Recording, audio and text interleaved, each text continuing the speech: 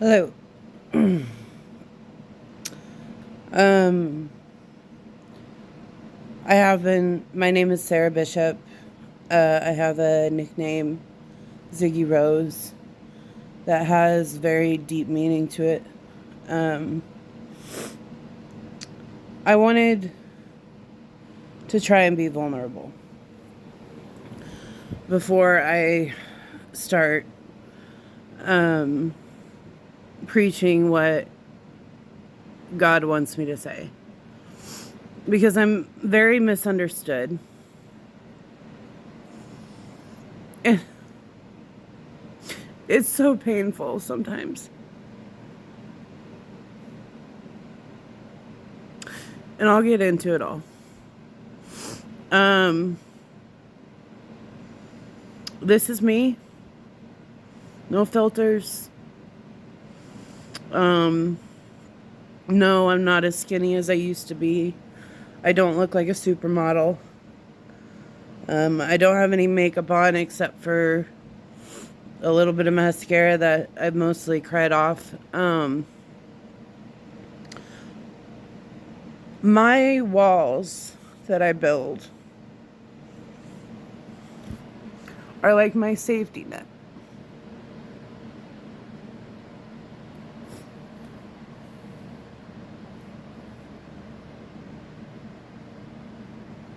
It's really, really hard for me to be vulnerable because a lot of people can't comprehend what I have survived. And I know I can be intense and filled with rage sometimes. And I have prayed and prayed and prayed for God to take my anger away.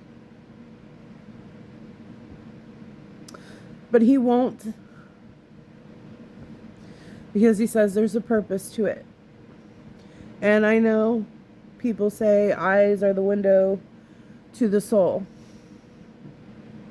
And sometimes my pictures may seem intense.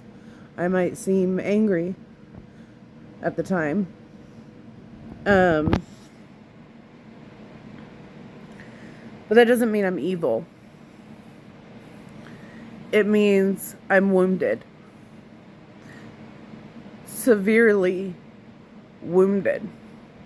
And I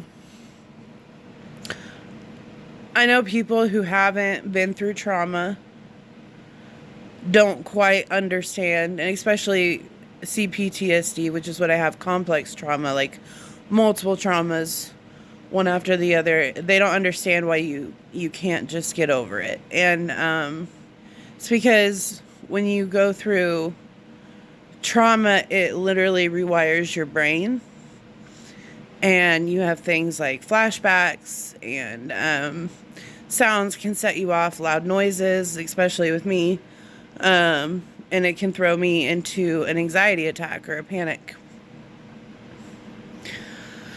I've spoken. I don't look like your regular Christian, okay? I'm going to do something, when my son's not here, sometimes I smoke cigarettes in the house. And I know y'all are going to talk about that, and you're probably going to come for me about that. I'm working on it. But this is heavy, so just bear with me.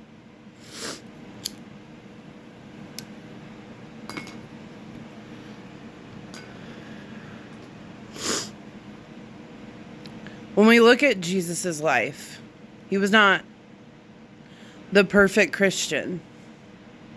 He was not. And Peter, who followed him, he was not. And the church is in shambles for a number of reasons, but one of the reasons is you've got Christians out here attacking Christians, saying you're wrong because you don't look like this, you don't act like this, you don't do this.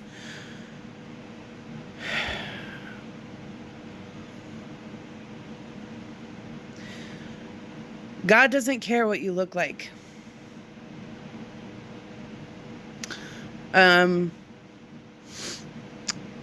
He doesn't condemn you if you smoke cigarettes. Now, cigarettes aren't good for you. I know that. It's like a nervous tick at this point, and I'm working on it. God's still working on me. Okay? All right, I just needed to calm my nerves there for a second. I have an underactive thyroid, so I get dry mouth, really bad, so I have to suck on these xylitol mints. But anyways, I don't really know where to start when it comes to telling my story, because it's very complex. There's many levels to it.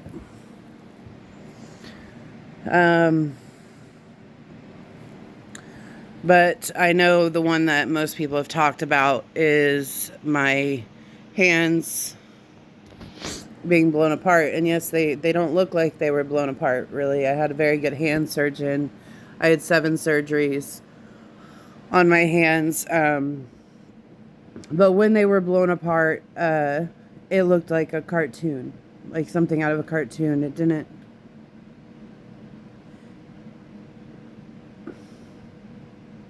didn't look real. And the way this happened was I had gone to my boyfriend at the time, who I was dating, who was 7 years older than me, and which I don't know what I was doing with that man in the first place. But I was going to their 4th of July celebration, and I had a really important job interview at the college the next day. And well, it wasn't even an interview. I'd already gotten the job. I was supposed to start training for my secretary position. It was a job I worked really hard to get and was very persistent. I was only 20 years old at the time, but they were giving us wine and stuff. And his father kept filling up my glass of wine. Yes, I had been drinking, but I wasn't drunk. Now, a week before this happened, I had a dream that I died in an explosion. And in my dream, I actually died. And people say that's impossible, right? But it happened in my dream. But I was so young at the time, I didn't really understand, like, my dreams yet. And I just thought, well, that was weird. And then on my way out to Salina, to where they were, I had this eerie feeling like something bad was going to happen. But I still went because I thought I was in love with this man. He had a Volkswagen bus. I'm a sucker for those. I thought I was in love with him, and I wanted to belong in his family, you know.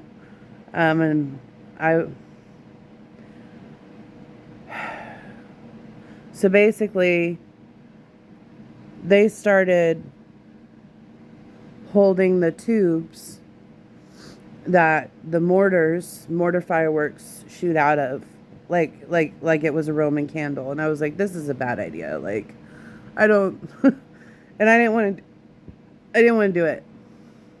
I stated many times I didn't want to do it.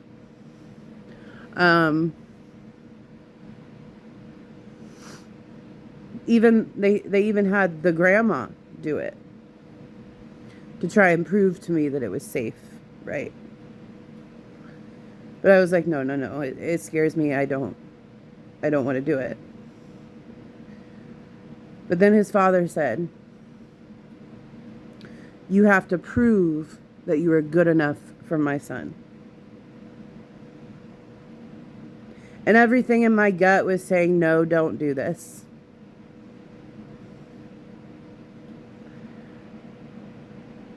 But pride.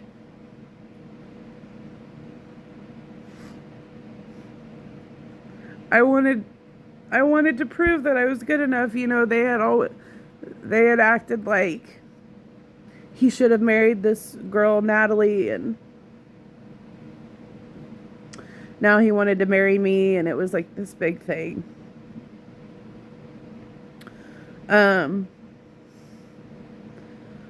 So I thought, well, the grandma did it, right? So if the grandma can do it, I can do it, right?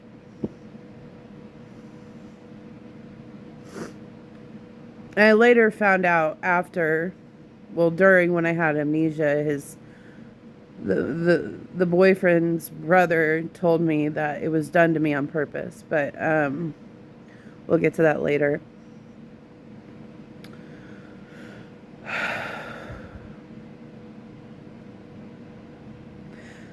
So I wanted to prove myself. So I said, okay. And I held this tube, and his father put his hands on top of mine. And this was a big guy. So like I was like locked in. Like I couldn't move. He was like had himself wrapped around me. And after he lit it, I still remember the noise. I still remember the sounds. And it was like a phoom. And I knew something was wrong. But there were kids around me. There was this woman's kids around me. Little girls.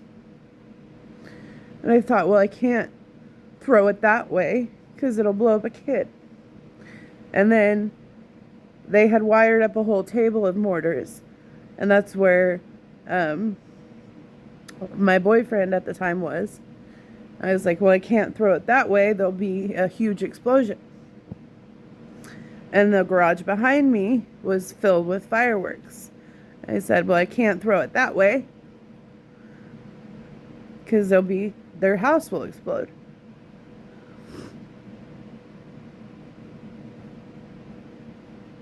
And you only have a few seconds to go through all these scenarios in your brain when something like this happens. You only have a few seconds to react after it's been lit.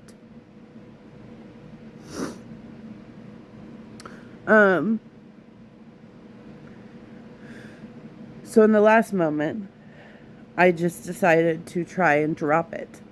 Just straight down. And I turned my face away because I knew I was running out of time.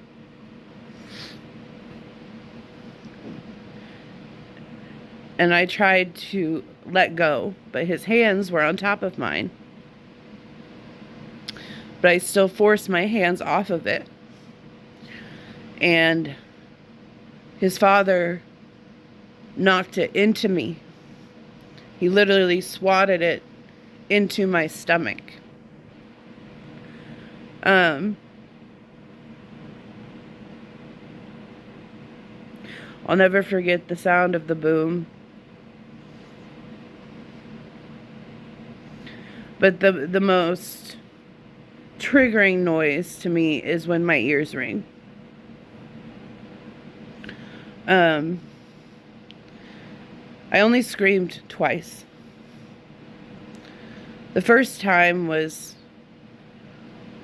because it scared me.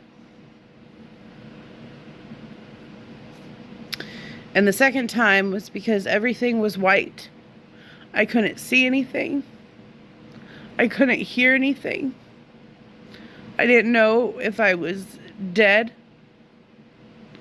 And I think that's why I screamed, just because I thought I was dead, and I thought I was just some ghost wandering the earth forever now. Like I had very new age beliefs at the time. I've always believed in God, but like when you're faced with death,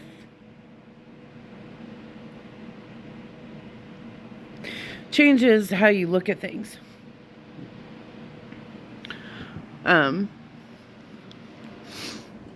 So I remember falling backwards after the second scream. And his father said, "You're okay." And I remember feeling so angry because I didn't feel okay.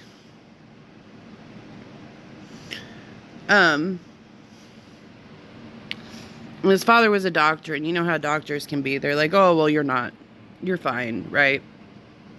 But there was so much smoke from the explosion, like nobody could really see what had happened yet. And then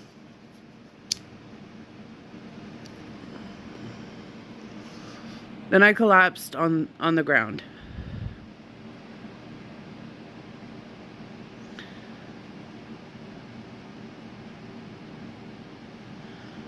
And the first thing I asked was, are the girls okay?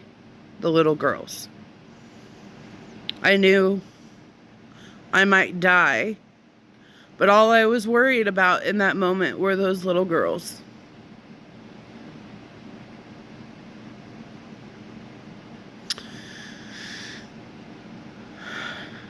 And once I knew they were okay, I looked at my left hand. I looked at this hand and I held it up. And the skin had been peeled off of my hands. My fingers were hanging by skin. My hands did not resemble hands. And I was a bit in shock. And that's a bit of an understatement, but I was in a lot of shock. And I said, "I need some stitches." I needed surgery, but I couldn't, like, it was a lot to comprehend in that moment. And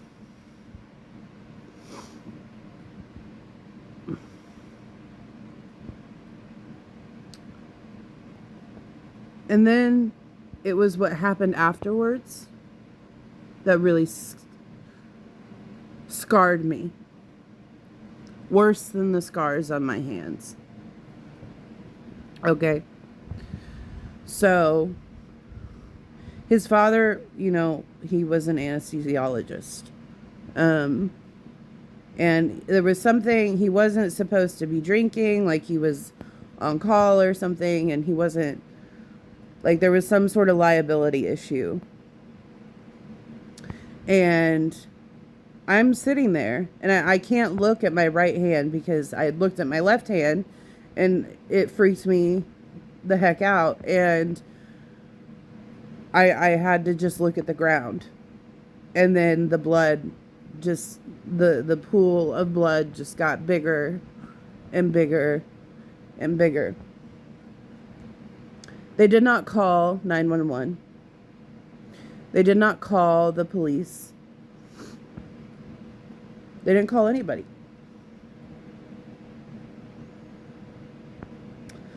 And at this point, the ringing in my ears had stopped, and I could hear what his mother was saying, my boyfriend at the time's mother. And she said, "We can't call 911. Derry will get in trouble. He could lose his doctor's license. We can't call 911. And that's when I got really angry. I said, "I need to go to a hospital."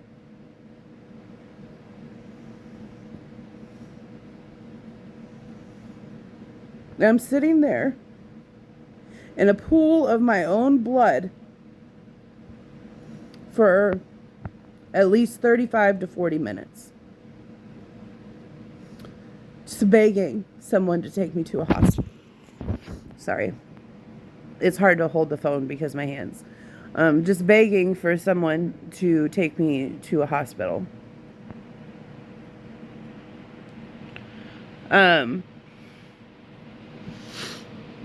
They were taking people's keys to their cars. They were taking their phones from them when other people tried to call emergency services. But there was one guy. Now, the boyfriend at the time and his brother were running around trying to find something for a tourniquet. The boyfriend who I was with, he was a vet.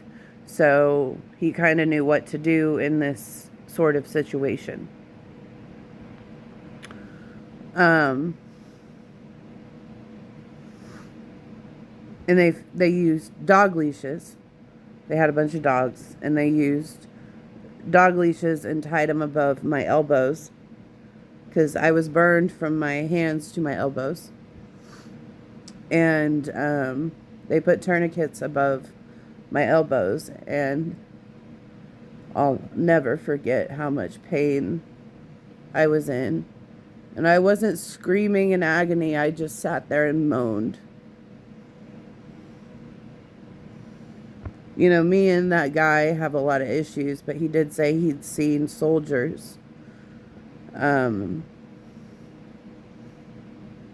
scream harder for less injuries.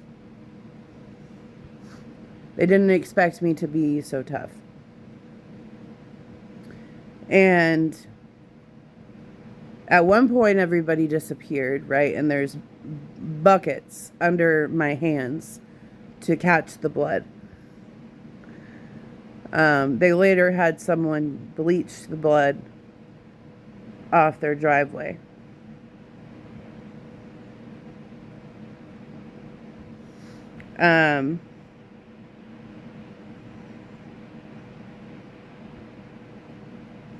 Anyway, I've told this story so many times, and I don't know if anybody's going to listen. But this is me trying to be understood.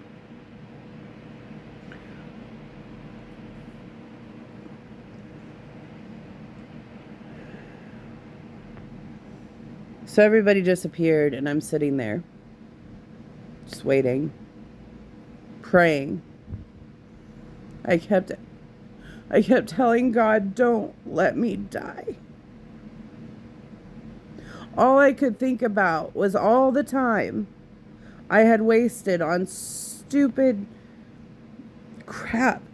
Just feuds between people, like, you know, stupid fights, you know, you have with friends or, you know, girls who date your ex, just like stupid fights, you know? And I was like, why did I waste all this time? None of that matters. Like, what matters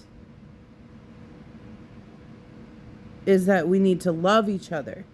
We need to accept each other as we are. In the Bible, it says, come as you are. It doesn't say come once you look like a supermodel or once you quit smoking or quit cursing or quit drinking or quit whatever, you know, like addiction you're on or whatever. It says come as you are.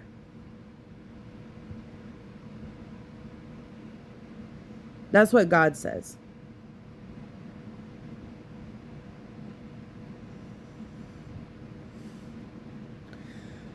So eventually, this man I hardly knew, who was the father of the little girls I was concerned about,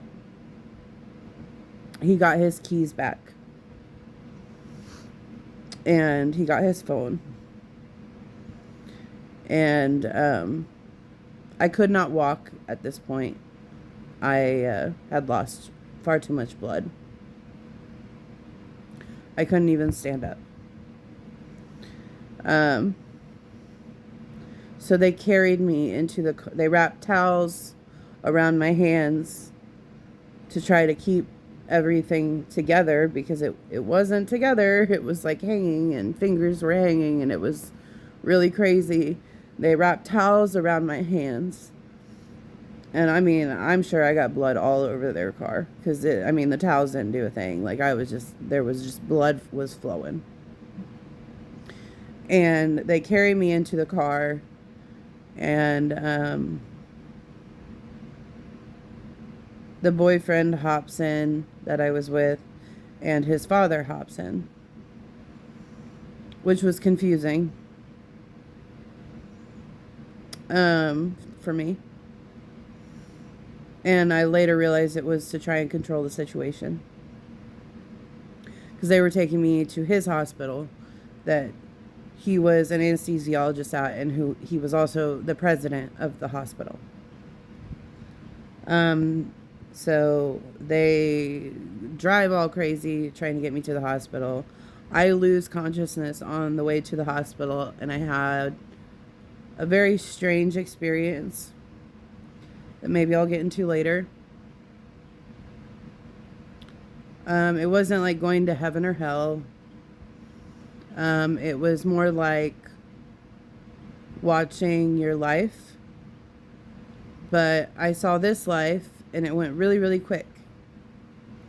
And then I saw all these other lives. And it was like they were me, but they didn't look like me now. So it's hard for me to grasp it and understand it.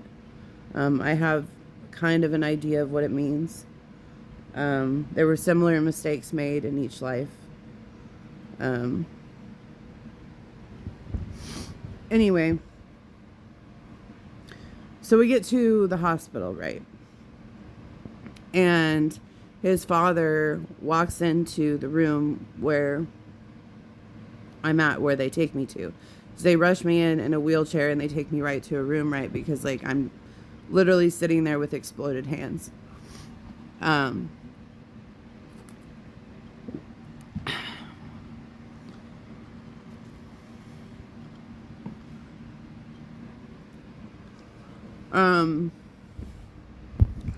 So then, because of my injuries, they have to cut all my clothes off. All of them. I was completely, and his father, who was intoxicated, started to unbutton my pants. And my thing is like, why was he even in there? And so I'm very uncomfortable. And they take my clothes off. And I'm sitting there just naked with exploded hands. And his dad is just staring at me and my body.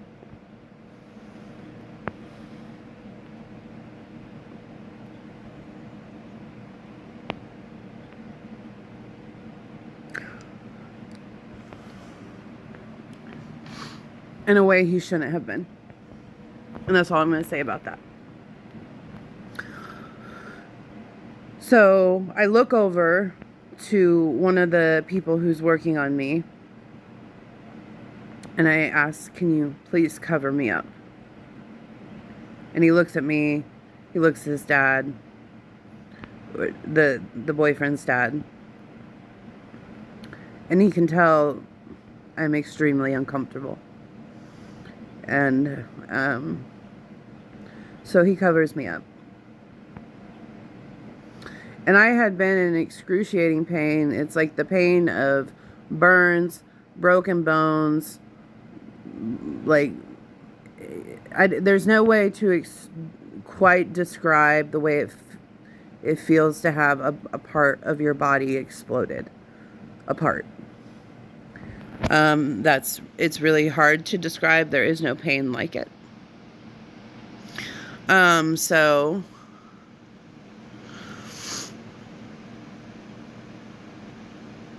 because I'd already been on that driveway for 35 to 40 minutes in excruciating pain, but because I had been drinking, they could not give me anything for the pain. And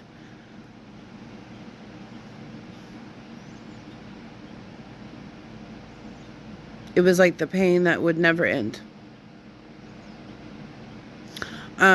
So, and it still kind of is to this day, because I still have a lot of pain. It's not as severe as it was in that moment, obviously, but it's still very severe.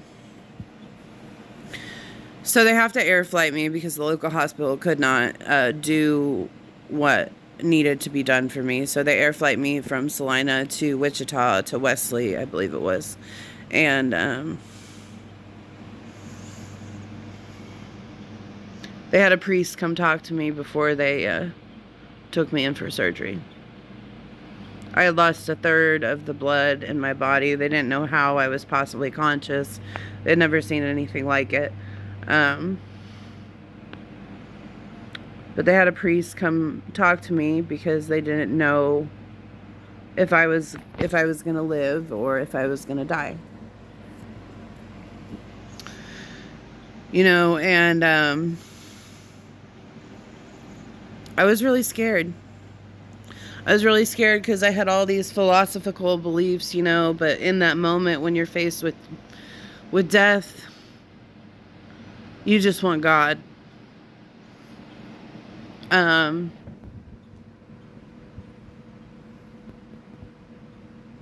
the priest comes and talks to me, and I asked him, I said, am I going to die?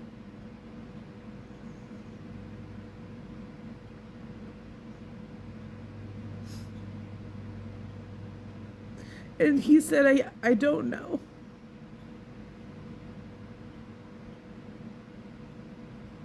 And I said, well, can we talk about God?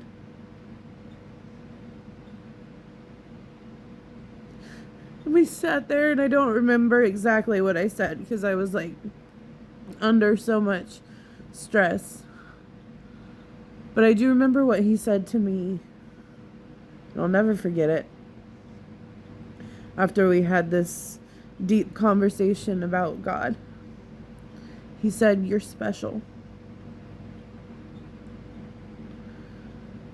And it gave me hope. Like maybe I was worth saving. Like maybe God wouldn't let me die.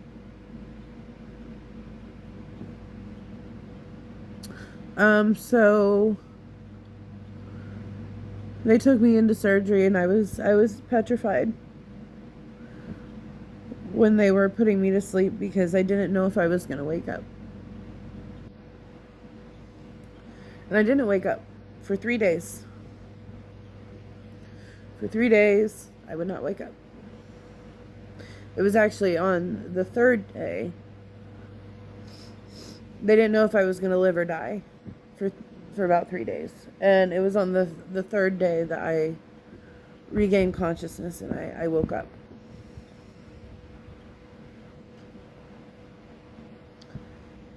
But I had amnesia. All I could remember was the boom.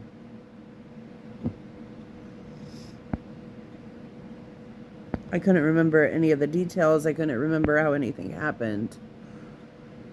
And the boyfriend's family took advantage of that. His father tried to paint himself out to be a hero, that he tried to say I was holding it by myself and it was my idea. And that he saved my life because he knocked it out of my hands and knocked it away from me. And like I said before, that is not true. Once I regained my memory, he knocked it into me, and I was not holding it alone. But the amnesia didn't lift fully till about 1.5 years.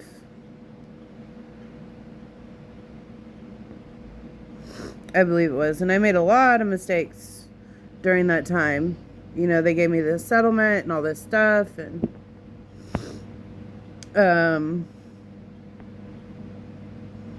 but they turned their son into a weapon. I had worked really hard to pull the soldier out of that man because it poisoned him. And what they did is they turned him back into that soldier and turned him into a weapon to protect the family against me. So my life was threatened.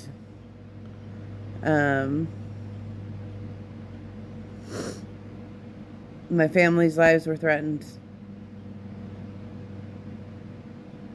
if I didn't comply, if I didn't do what they told me to do, if I didn't tell insurance the story they wanted to tell. Basically, it was a death sentence for all of my family and me. And I was 20 years old. I was petrified. I was scared, and I had kind of seen this side of this man, but not to this extent. And he was the one taking care of me during my recovery, which made my recovery extremely traumatic and hard for me to heal.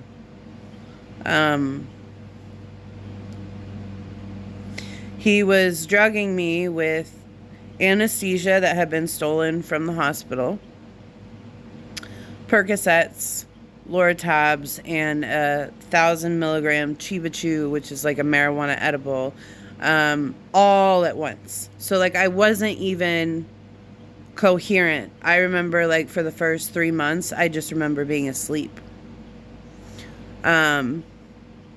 And when I started to wake up and start asking questions, because I had never really taken pain pills, so like they would knock me out, you know, like I didn't really know what was going on at first, especially because I had amnesia. And so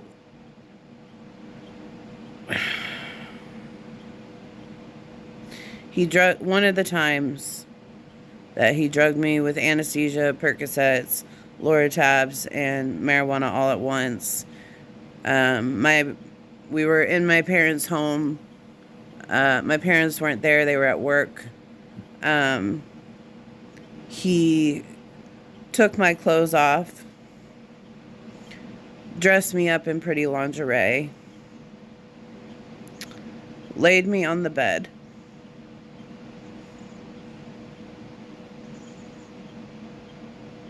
and proceeded to fuck me as I laid there like a dead dog.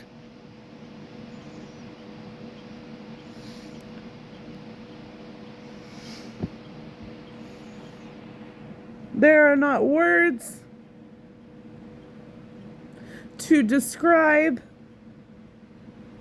how degrading that felt, how horrible that felt.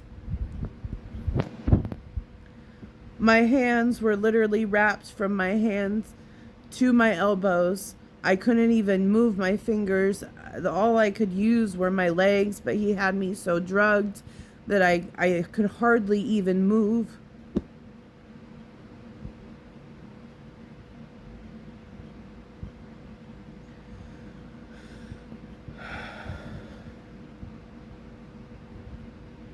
I am the way I am because of the things I had to survive. I have seen the darkest parts of humanity. That man was like the devil to me.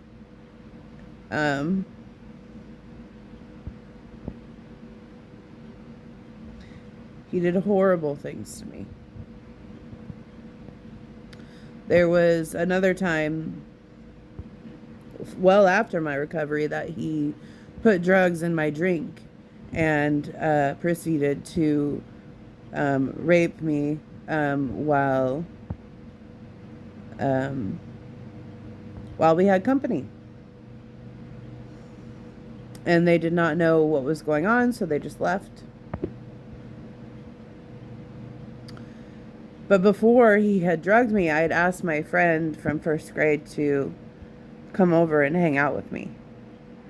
And she knew something was wrong when she got there, because Jason wouldn't let it. Excuse me. The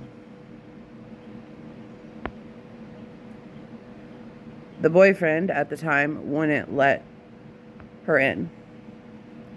And she was not afraid of him. She demanded to be let in. I think she like pushed past him or something. And when she found me, I was laying naked in my basement of my condo. And I had this like teddy bear beanbag. And I had managed to grab the beanbag and cover myself up. But I was just laying there and I wasn't coherent. I was like roofied basically. Um, and I remember trying to have a conversation with her, but I don't really remember what was said. And I think she thought maybe I just got a little too fucked up and drank too much or something. So she left. That man was very good at putting on a mask. He was very good at being charming and basically convincing people that he was a certain way when he was actually the opposite. Um,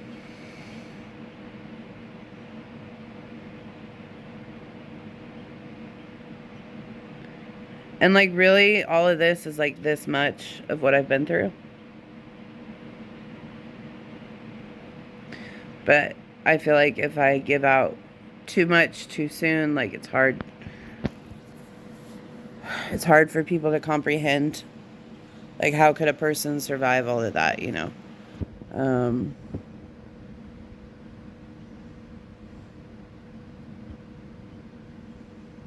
I was, you know, before all of this, I was a hypersexualized child because um, a caretaker, not a family member, a caretaker, a male caretaker, like a babysitter basically, had molested me and raped me when my sisters were not in the home, so they knew nothing of it.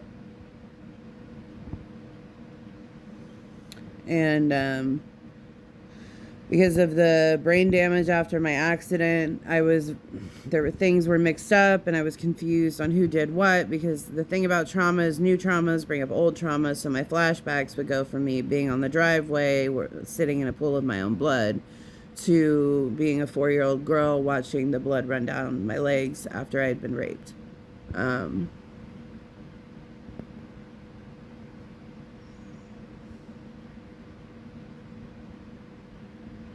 It's hard to talk about.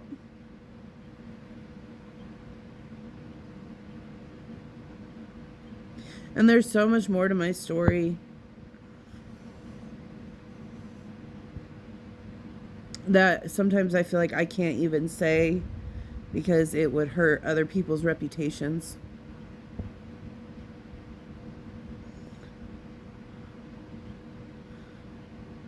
Um,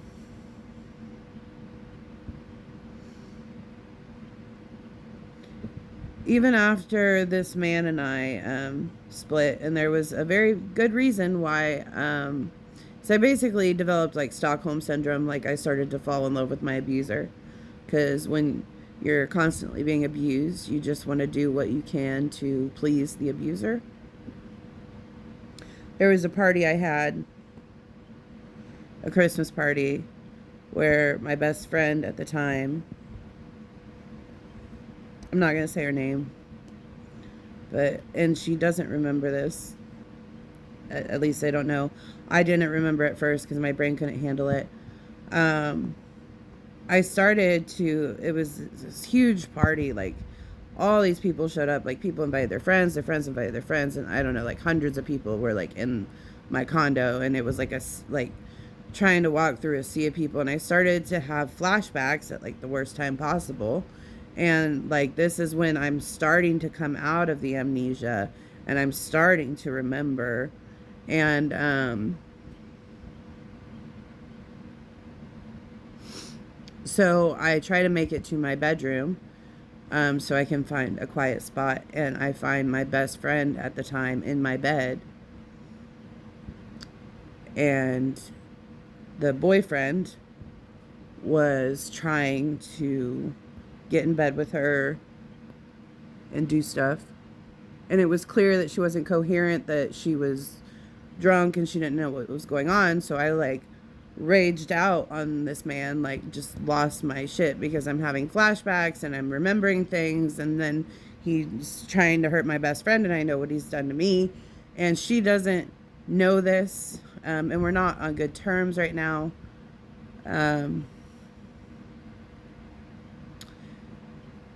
So I basically dare him to hit me because I'm just looking for a reason to swing at this point. I don't want to get arrested, so I'm like, you hit first and then I'll punch you.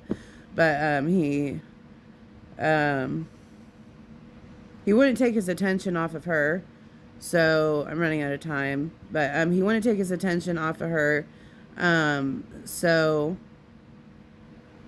I decided to run a bath and get naked because he was very possessive.